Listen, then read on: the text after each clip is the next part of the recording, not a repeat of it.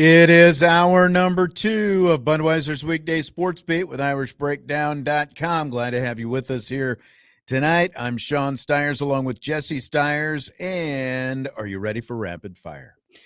It is that time. Yes, it is. Yes, it is. So after Jeremiyah Love's 56-yard touchdown run against Pittsburgh Saturday, ESPN's Adam Rittenberg tweeted, "Has anyone delivered more Heisman-like plays than Jeremiyah Love?"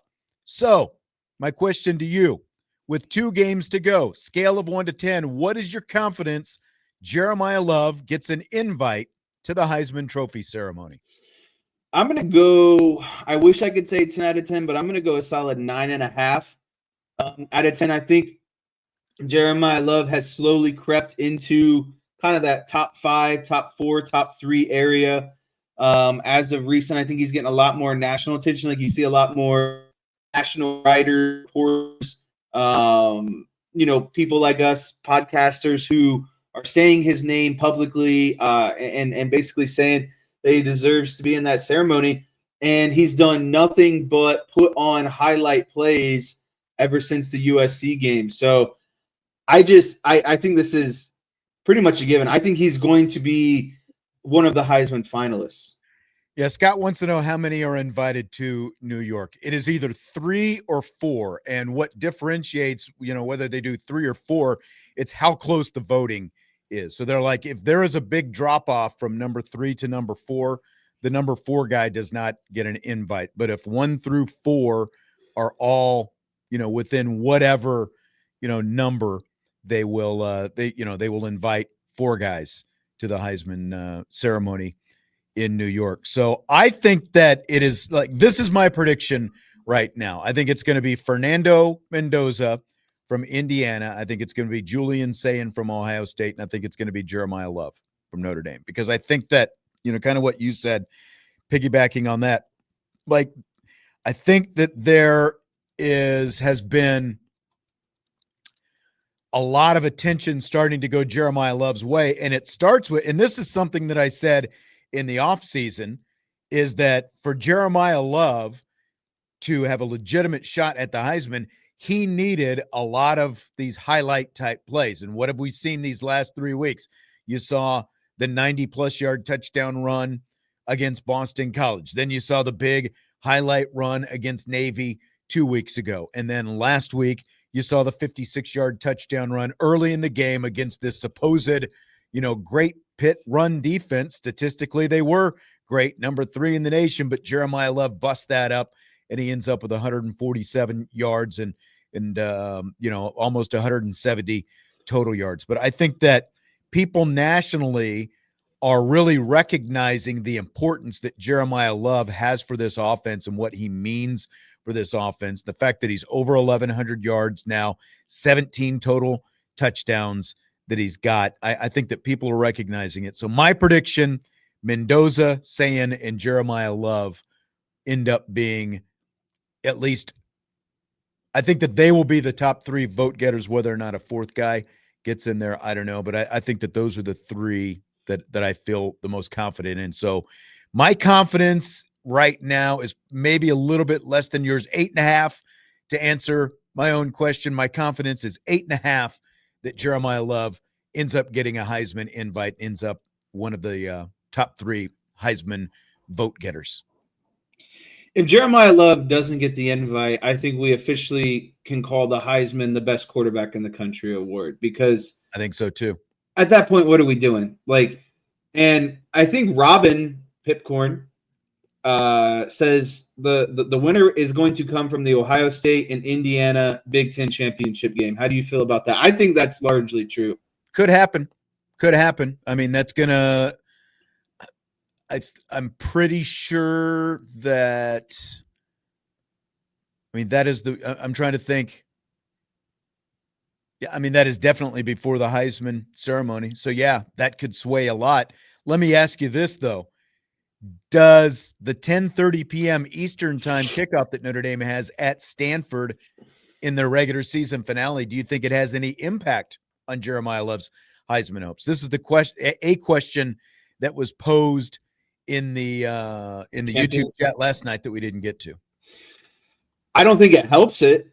I don't know if it'll negatively impact it, but I don't think it helps it by any means, because Notre Dame is going to be the last game to end that night potentially. And so who's going to be awake watching Notre Dame potentially be blowing out Stanford at midnight, 1 o'clock in the morning? So, I think that if Jeremiyah Love is going to get busy in that game, he better do it in the first couple quarters before everyone goes to bed. Yeah, for sure. I think social media takes care of a lot of this, though. I think that 15 years ago, having the late kickoff. Yeah, because if anything that happens, they'll post it. You'll see the exactly. highlight the next day. Exactly. So I don't think that it's like, could it have some impact? Yeah. But the other side of this is, like, media types don't mind this 10:30 game. Like a lot of guys who actually cover college football and have Heisman votes. And someone asked, no, I don't have a Heisman vote. I'm not sure if anyone on the Notre Dame beat has a Heisman Trophy vote. I'll have to ask around and see if I can poll, like, if like Eric or Priester or any of those guys have a Heisman Trophy vote, or Sampson, like any of those guys who have been around and writers. And obviously former Heisman Trophy winners are also part of the voting pool as well. But the media types, like, they like this old Pac-12 after dark time slot, this 10:30 game, because they've been covering other games. Maybe they go back to the their hotels or wherever they are after the game, and they're down in a couple cold ones or their bourbon or whatever it happens to be, and they've got the TV on and they're watching this game, so there's virtually nobody else playing. So even though it's not the traditional primetime slot, there's really no other competition in there, in terms of what it's going up against. So it's still a standalone game, even though it's on later and a lot of media types are watching. So I don't think it has any negative impact. ND Sailor says Tim O'Malley has a Heisman vote. All right. Interesting. Who do you think is more deserving, the linebacker from Texas Tech or Jeremiyah Love? What's Jeremiyah Love? Okay. I was curious. I mean, the linebacker from Texas Tech is very good. I actually cast my vote for the Lot Impact Award today. My email had been getting bombed for the last week by these people from the Lot Impact Trophy. And at first I thought, like, is this legit? Is this, because it's like the email address that it came from was not, it wasn't like so-and-so at Lot Trophy or Lot Impact or whatever. But I kept getting hit over and over. Hey, there's still time to cast your vote. So I finally cast my vote today. So Leonard Moore, you got one from me up at the top of the ballot there. Texas For anyone Tech that doesn't know, Texas Tech linebacker on the ballot, but I did not vote for him. is presented annually to the defensive college football player of the year for their personal character and athletic abilities. Yeah. Yeah, the Texas Tech, why can't I think of his name off the top of it? Is it Jacob Rodriguez? I was thinking Rodriguez. Yeah. He probably going to win the Butkus. Oh, for sure. Yes. There's no way he doesn't win the Butkus. Yeah, exactly. So Jeremiyah Love, speaking of him, after the win over Pittsburgh, he talked about how the Panthers had a lack of respect for Notre Dame. He was asked about that. Here's what he had to say. Me personally, I feel like there was a little bit. I feel like they didn't respect us. They didn't really talk about how aggressive we were as a team. They didn't really talk about how much we were basically just dominators. It was kind of a little bit disrespectful. They had a lack of respect for us, but didn't use it for motivation. I really could care less what anybody else is thinking. Just gonna go out there and do my thing.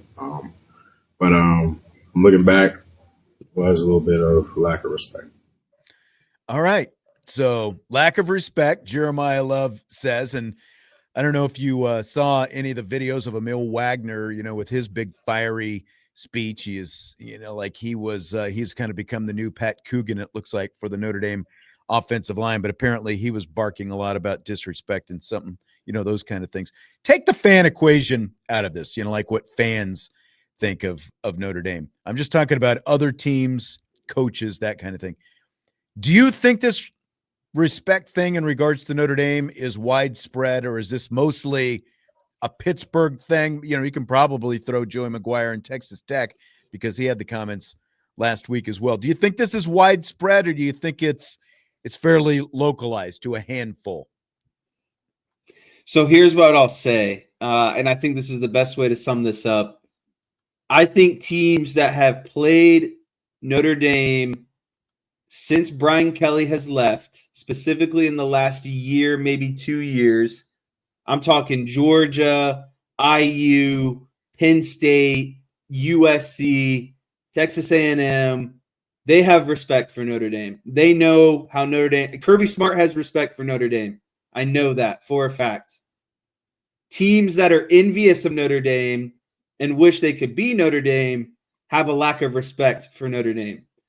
Pat Narduzzi has a lack of respect for Notre Dame and his entire team, right, because he won't say that he's jealous and he wishes that he could be Notre Dame. And so the thing that you can do in turn is just be a hater. And I think that's what it boils down to. I think that the true college football saviants, where I'm talking the Signettis, savants, the Kirby Smart, the, like guys who know ball, basically, at the end of the day, have results, have been to meaningful games, have played meaningful games, have won meaningful games. They respect Notre Dame. Teams that want to be in Notre Dame's shoes but quite aren't there, I don't think they have respect for Notre Dame. So you're saying it's widespread then. So there are the teams that matter probably have the respect for Notre Dame. You go down that list, and I think that you could throw Clemson in there as well. I still think you could put Ohio State on that list. Yeah, but regardless or not of whether or not Notre Dame has beaten them, I think that there is respect because they see where the program has come and what it is right now, and the job that Freeman, the toughness, has done. Yeah, the physicality, the toughness, the speed, the athleticism, all of the above. The way they go about their game. So, again, that is a very small percentage, though. Texas Tech has not played Notre Dame, for example. They, he would rather complain about them not being in a conference, so that Notre Dame could go to, all those really, rough and tumble places like Kansas and Kansas State and, Stillwater, all those tough Big 12 locales that you have to go into when you're part of the Big 12 just because you're in a conference. And it's the same with Narduzzi, he doesn't think it's an even playing field. It's like Notre Dame has smoked the ACC.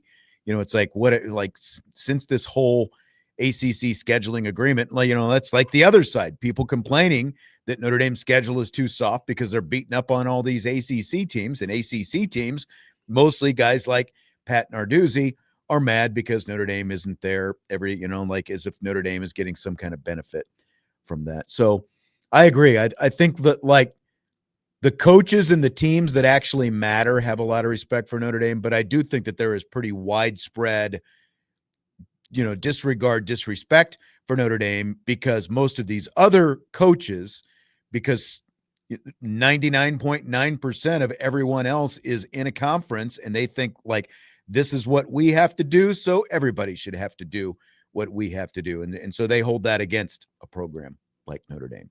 So, I think it is pretty widespread, but you also have very minor vocal minorities who actually bring it up the way it was brought up last week from time to time. Thing is, though, is Notre Dame has played probably the most powerful teams this season. And so while they're not in a conference, they don't get to play an FCS and FBS team 2 or 3 times per season. It's just simple as that. That's exactly right. In that thing that Jen Cohen put out last week from USC, she trumpeted them, USC for being the only FBS team that has never played an FBS program. And that is something to commend. And that to me was why it was so unfortunate, I thought, that Notre Dame played Tennessee State a couple of years ago. Yeah, they needed to stay off that list. Yeah, that they were one of the last holdouts, and then they played Tennessee State, and now you can't that was always ammunition that Notre Dame had. We've never played an FCS school. Well, okay, now you can say we've only played one FCS school ever, but still, the list is down to 1 now, and that's USC. USC still kind of has that out there that that they've never played an FCS. And I understand why Notre Dame did it, because you went to Dublin, You played Navy. You came back. You didn't want to have a bye week in week 2 like you had this week. So basically, you scheduled a team that, and they made it a historically, black, institution as well, so they kind of packaged that in there and that whole thing. But I still was just not a fan of it. So Josh says USC did have an FCS team scheduled in 2020, but canceled. Well, but they still never played them. So they've still got that they can hold out there, regardless of if they had one scheduled or not. So kind of on this same subject, do you buy or sell the idea, this new narrative that has popped up, that teams are not giving Notre Dame their best when they play the Irish? No, and this is just the most idiotic storyline I've ever heard, or clickbait, or whatever you want to call it, because no athletic director and head coach is going to go into a game against Notre Dame, let alone the brand, the name, all of that, and then you consider them as a top 10 team in the country. No one is going to walk into that game and say, actually, let's rest our guys. Let's not win this game. Let's not be like NIU, Marshall, Stanford. It's just completely ridiculous, because at the end of the day, you play to win every game. And to me, it's kind of like, everyone talks about being, and Pat Narduzzi said it. People kind of view Notre Dame as the college version of America's team. And so you're always going to get their best shot because they're Notre Dame. And then when you add in that they're a top 10 team, that's like doubling down on it of why you should want to beat them. So there's just no way that I'm buying this narrative that teams are suddenly just going to not play their best or whatever it is against Notre Dame. The Chuck Todd, Dan Le Batard, like this whole narrative, like these are all Miami fans that are spewing this idiocy. Like they're looking for anything that they can cling to, because they're all just so upset. They're so hurt because Miami remains behind Notre Dame in the rankings, despite that head-to-head win. And obviously Notre Dame is ahead of them because of the fact that in spite of that win, first game of the season, first time starting quarterback, all those things that, like they still have all these other metrics working in their favor. For example, they're playing better much more recently, but like it's not the first, like Navy sitting down Blake Horvath. Well, Navy does still have conference games that they have to play in the month of November, and they still have an outside shot at making the college football playoff. And so if he was banged up, which they said that he was, why would they start him in a non-conference game, regardless of if it's Notre Dame or anyone else? Like Pittsburgh, Narduzzi gave them a reason not to play. Like if they wanted a reason, Narduzzi gave it to them. But game after game after game, year after year, like, do you think that Boston College wasn't playing their hardest against Notre Dame? Like they gave Notre Dame everything they got, and like all the Navy gave everything all they got. Like they're like that quarterback who was playing in place of Horvath. It's not like he was just relaxing out there. Like that was his opportunity. It was his chance to show what he can do, and that's what it is for all of these teams. It's like for a lot of these schools, they don't get on national TV all the time. Like even Texas A&M, for as good as they are this year, they're not going to get the same kind of spotlight as they got for a primetime game at Notre Dame Stadium. So it's complete bunk to think that teams aren't given their best when they play Notre Dame. These are all just, spoiled babies who are mad and, want to go home with their ball because they're mad and they have a particular agenda. And the agenda is Notre Dame is ranked ahead of their team, and so they're clinging to any scrap that they can get to try to use against Notre Dame. I really respect Le Batard, and I like listening to his show, but he needs to leave the Miami commentary out of it because he's just too emotionally charged up. He is. And it's too emotionally charged up. Yeah. And so when you do this, I lose respect and credibility for you. Not saying that, my opinion is holier than thou or better than thou or any of that, but the committee has said what they said. And now you don't need to be spewing fake storylines just to make yourself feel better about why Miami is behind Notre Dame or why Notre Dame continues to win games because teams are resting their players. Navy didn't play Horvath this last weekend and beat South Florida.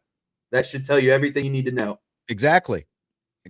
Something interesting I just saw on the break. Last week, people asked one of the questions. I think one of the mailbag questions was what we do when we go to break. I always just mess around on my phone, usually on Instagram.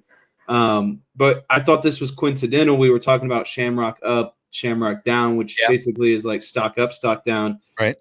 The Senior Bowl down there in Mobile, Alabama, posted Senior Bowl offensive stock up player of the week, Malachi Fields. Ooh, I like it. Good for him. All right. So we talked about stock up. We talked about Malachi Fields a little bit. Looks like he's getting that recognition, and he to me is like the perfect player to go down to the Senior Bowl. Absolutely. Andre had this question in earlier, and I forgot it was in there, so I thought I'd bring it out right now. He's in the YouTube chat. If Notre Dame does not make the college football playoff because of the head-to-head of Miami, do you think this would cause Notre Dame to think about joining a conference? No. They knew kind of their path. I think always being at 2 losses is going to put them kind of on the bubble. I think 1 loss will always get them in. Obviously, being undefeated will always get them in. 3 losses is a sure way out with no conference affiliation. But 2 losses is always going to put them on the bubble, and they knew that when they, came up with the new agreement at the playoff expansion. Yeah, and I mean it's one time, and so as you said, you lose twice, you're gonna be in a tenuous spot, no matter what. That's just gonna happen. Anyone with 2 losses is gonna be pretty close to the cut line. Now, obviously, you're seeing more teams with 2 losses, so it's it gets a little bit dicier. But the other side of this is you're not going to make a decision like that because of one time you missed the playoffs. They're going to expand the playoffs here within the next few years, whether it's 16 or beyond that. It's going to end up expanding, So like Notre Dame is not just going to jump ship because you missed a 12-team college football playoff once, because within the next 3 or 4 years, once the new college football playoff contract is done, there's going to be probably at least 16 teams that are in the field. So Notre Dame's going to be fine. I'm still pretty confident they're going to end up getting in this year, but as we said in the first hour, they don't totally control their own destiny because of all these other things happening around them, with other teams. They're just going to be right there close to the cut line. If they're 9 or better when these rankings come out tonight, I feel really confident they're going to end up same. That's exactly where I'm at as well. If you're at 9, I'd put their chances to make the playoff like 9 out of 10. Yeah, exactly. You get to 10, I think that you're like 6 at best, like if we're grading a scale of 1 to 10, because again, that means that Oklahoma has moved ahead of you. And it also means that probably Miami is starting to creep up on you a little bit, and you're going to be more compared to them. And they obviously have that head-to-head victory. But you're also a big Pittsburgh fan in a couple of weeks. Kind of crazy that Miami and Pittsburgh are closing the regular season against each other in rivalry weekend. Blah. Come on. Fill in the blank. Virginia Tech hiring James Franklin as its head coach is blank. It's a home run on a lot of levels. And I think the main reason it's a home run is Virginia Tech is a well-known program with a rich history, probably not as rich as Penn State, but is in the current kind of need of a rebuild. And I think James Franklin is the perfect guy for that. It's still a Power 4 school. I think the ACC is an easier conference than the Big Ten. It still has a lot of roots. James Franklin predominantly recruits the state of Virginia and the East Coast really well. So he's going to get a lot of guys to stay in their backyard and come to Virginia Tech. Like, I just think that there's really not a better fit. And I think the biggest reason why it's a fit is because, again, Virginia Tech has established itself. It has a rich history, but it's kind of a little bit of an overhaul down at James Franklin's perfect kind of rebuild, overhaul. Like, I put him in the same category as Brian Kelly, really, at the end of the day. I mean, we've said a lot, on this show that basically James Franklin and Brian Kelly are the same guy, so all the reasons that you listed, it makes complete sense, especially for Virginia Tech. And I mean, like, when you look at Virginia Tech, this is the biggest hire that they've ever made for that program. I realize that Frank Beamer put Virginia Tech on the map, but when they hired Frank Beamer way back when, they were a completely off the map program. Like, you knew Frank Beamer because he's the one that brought Virginia Tech to to whatever prominence that they had. Like Michael Vick was, probably the peak of that, obviously. But now, like, this is the biggest name head coach that Virginia Tech has ever hired. He's a guy who was just in the college football playoff semifinals last year. And as you said, he's got a track record now of building programs. Like, he, built Virginia Tech, made the move to Penn State, and then Penn State, because, like, even before Bill O'Brien and even before everything that happened at the end of Joe Paterno's tenure there, like, they had dropped down. They had hit a lull, and he brought them back and got them consistently winning. So it's a home run hire for Virginia Tech. It's interesting that Franklin made this move because of all that money in the buyout that he was owed by Penn State. And apparently, like, it's going to drop from, like 40 whatever million that it was, down closer to $9 or $10 million because of the money, the offset that he's going to be getting at Virginia Tech. So it's like hey, you fired me, but Merry Christmas, Penn State. You're getting all this money back on the back end because you don't owe me all this on the buyout because I'm taking this job at Virginia Tech. So he wanted to coach, and, everybody's happy, it sounds like. Honestly, I think it's the most respectful thing that James Franklin has done. To me, it shows all he cares about is ball. He wants to get his nose back into the grind, and he wants to prove everyone wrong and make Penn State look like idiots for firing him. I don't think the money cares. I think winning is what matters to James Franklin. And again, say what you want about him. I know he didn't win big games, but I do think he works extremely hard. I do think he's a good coach. A lot different work ethic than BK. Like, that's the biggest difference. That's what I mean. I respect him because I think he recruits harder and he coaches harder and he cares more about the players than Brian Kelly ever did. Correct. And that was something that struck me, like in that video that they had when they lost that, was it the Oregon game or I don't think it was, whatever his last game was before they fired him, when he was out there on the field and, hugging and, with the players and stuff like that, waiting for each of them to come off the field. I think that there was that's a lot different now. His personality, as he intermixes with other people, that's a little bit different as well. ND Saylor in the YouTube chat says Penn State thinks they'll get Clark Lee. I mean, it's really amazing when you look at it. We're going to talk about Lane Kiffin here in a minute, but Penn State, LSU, Florida, they all fired their head coaches looking for the next, better thing. And, Cignetti was the first to go off the board when he signed his contract extension. Matt Rule, not, that long after, signed his contract extension. Like, honestly, Clark Lee is probably the best option that Penn State is going to find at this point. Don't you think? Like, in terms of guys who are legitimate potential candidates for a job like that?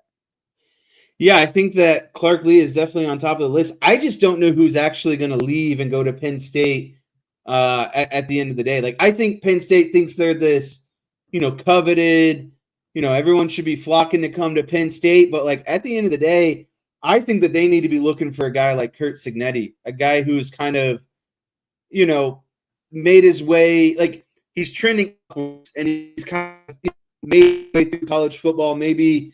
And I'm not saying Cignetti is like a name unknown, but, like, I just don't think that Penn State's going to go out there and get like a Marcus Freeman, a Lane Kiffin type name. I think you got to look for a guy a little bit more under the radar that, I don't know. I don't see them getting this big name like they think they are. Right. Scott in the YouTube chat says Franklin's contract required him to seek employment. True. And, he says, and this is true.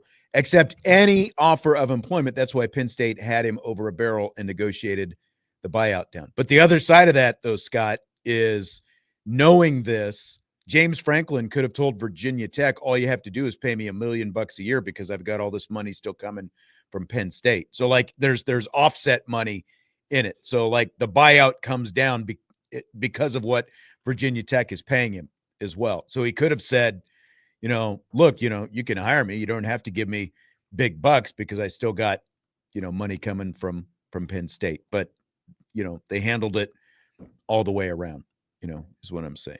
So fill in the blank. Ole Miss giving Lane Kiffin a reported ultimatum, even though he denied this ultimatum, to decide his future before the November 28th Egg Bowl against Mississippi State is blank. Now, I don't know if you heard, as I said, Kiffin was on the McAfee show today, and he denied that there is any ultimatum. So take that what you will. Yeah, Ole Miss is not happy that the ultimatum got leaked, is what it sounds like. Kiffin is not happy that the ultimatum got leaked. So I would say that Ole Miss giving him that ultimatum is bold. That would be my word, bold. Because, and the reason why I say it's bold is because Ole Miss is going to make the playoffs, and they're going to have their most legit chance at a national championship run in ever, ? Like I don't know when the last time Ole Miss has had this good of a chance at a national championship. Everything is in front of them technically at the end of the day. So why you're giving your coach an ultimatum and not allowing him to kind of see the fruits of his labor? Why would you want to jeopardize your program's chance to win a national championship? Right. So you want an answer, but you're going to be in the playoff most likely. Like barring some catastrophic slide by Ole Miss here in these next couple of weeks, like you're going to be in the college football playoff for the first time ever. Why would you want to put an ultimatum like that on your head coach? So let's say his decision is, I want to go to Florida or LSU. So you want him to leave in the middle of a playoff run? Like, is that what you're saying? You want your team to have an interim coach while you're playing in the most important games in the history of your program? It seems asinine to me.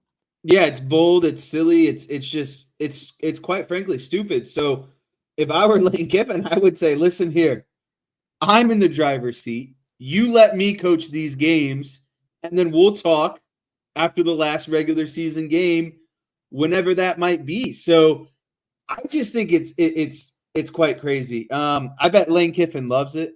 You know how he is. I do too. Like, I think that Lane Kiffin has a lot of Jerry Jones in him, to be He quiet. loves the spotlight. Yeah, he loves it to be right on him. And apparently, now, I don't know how much of this, again, reported, alleged, whatever ultimatum comes from the fact that there are some reports out there that Lane Kiffin and his family went on tours of both Gainesville and Baton Rouge in the last week or so. Like they visited both areas or, both cities. I'm not buying that. To check it out. Well, there were now again, there's some deep conspiracy stuff here. And I would have to, I was just like plane trackers, right? Yeah. Like the plane trackers, but there was someone in Baton Rouge at the airport who has photographic evidence that they were there. So again, make of it what you will, but with this stuff floating around, maybe you can see Ole Miss's point a little bit, but it just feels like get to the end of the regular season. We can all take a breath a little bit. We can sit here and reassess it because no matter what, this is definitely leverage that works in Lane Kiffin's favor as well. Like when it comes to Ole Miss. Go ahead. I think this feels very kind of like high schooly, where there's a guy that maybe is starting to gain a little traction. He's handsome. He's the captain of the football team, and he's flirting around a little bit, and then one girl's like, it's either me or I'm out. You know what I mean? Like that's what it kind of feels. It just feels like there's a bit of that, jealousy. You don't want people coming to you and saying, you see lanes down in Gainesville? You Right. see lanes down in Baton Rouge? Right. Because then the egg is back on your face. Especially when it's people who matter. You don't want Right. that kind of stuff going on. Yeah. I mean, like, it feels like, especially, look, I've been to Gainesville. I've seen, like some of their facilities. I haven't been inside the facilities. Obviously, they've won a national championship. You have, I think, better access to, I think that you have better access to recruiting in both areas. But like, the thing is, you're in the same conference and you're winning and you have really good NIL backing at Ole Miss. And like he has said before, that he's comfortable there. So like, if all these things are in your, working in your favor, you've obviously shown that you can win games. Like, I don't know. He's obviously much closer, but like, outside looking in, we talked about that LSU situation with everything that happened and, like trying to go back on the buyout with Brian Kelly. Like, that just doesn't seem like a situation that I would want to be in if I'm a guy like Lane Kiffin or any other prominent coach for that matter. I agree. Bernie from the YouTube chat wants to know the best food that you ate in Pittsburgh while you were there. Did you get a local fare? Not a lot of food was concerned. I had some sort of sandwich at halftime. Mostly liquid calories is what you're saying? Yes. Orange juice is the best thing I had.